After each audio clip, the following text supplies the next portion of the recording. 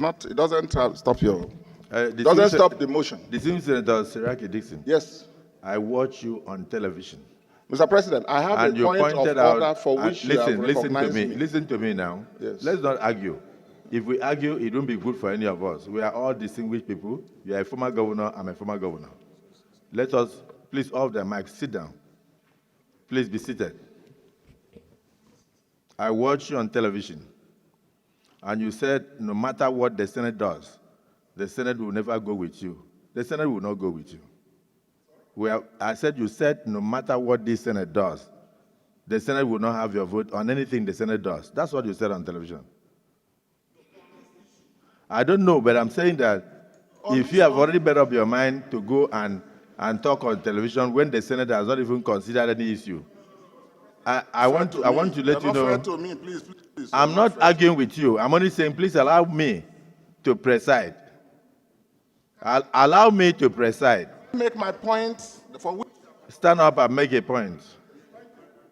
Thank you, Mr. President. Please, we must have mutual respect for all of our colleagues, okay? And I do have regard for you, particularly as our presiding officer. I appreciate And I think that should be reciprocal. Now, the point of order, Mr. President, Henry Seriake Dixon, Bayelsa West. The point of order I rose to address is to draw the attention of the presiding officer and our colleagues to the specific provisions of our rules.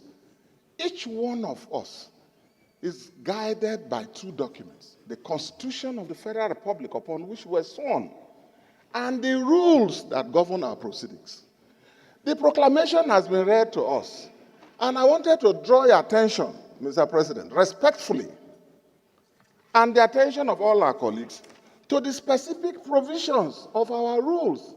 Order 135. The framers of this are very exhaustive. Once you say state of emergency declaration, there is a procedure. Can you read 135? Let me read it. Say, look, 133. When the President of the Federal Republic of Nigeria, by instrument published in the Gazette of the Government of the Federation, issues a proclamation of a state of emergency in the Federation or of any part thereof, he shall immediately after the publication, A, B, C, D. Now, since you have read it, now let me go to 135. The President shall, in a closed session, brief the Senate on the circumstances of the proclamation of a state of emergency. Your point of order is upheld. Thank you. So let's go to the closed session. Please, he was about to move the motion for a closed session. Thank you, sir. In line with our rules. The rule is embedded in the heart of the Senate leader. He was about to move that motion for us to go to closed session. Yes. When you raise it, but I'm happy that you are reading your rules. So your point of order is happily upheld. Leader of the Senate. Mr. President, very distinguished Senator Seriake Dixon had allowed me, to follow. And in the first instance, I came under Order 1B of our rules, which gives us power to regulate our procedure.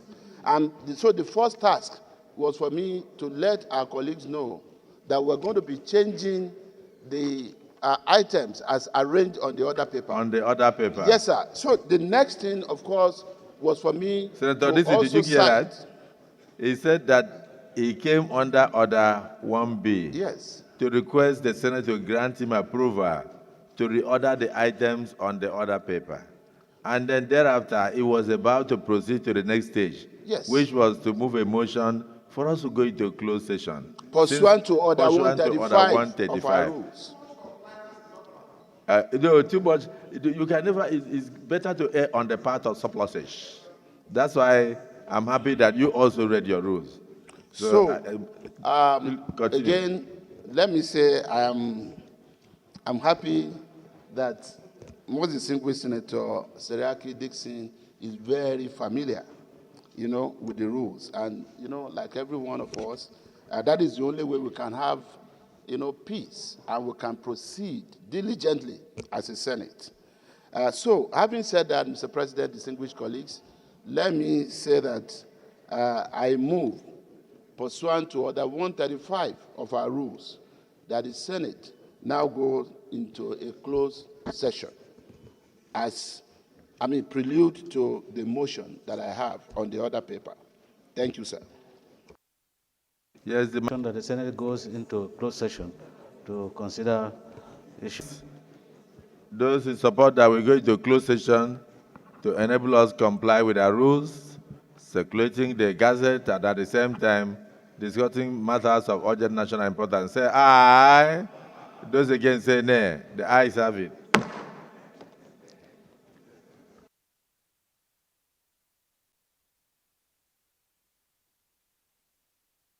Commander-in-Chief, Federal Republic of Nigeria, on the state of affairs in Rivers State. And the Senate resolved as follows. 1. The Senate invokes the powers conferred on it by Section 305, subsection 2 of the 1999 Constitution of the Federal Republic of Nigeria as amended, and approve the proclamation of state of emergency declared by Mr. President in Rivers State of Nigeria.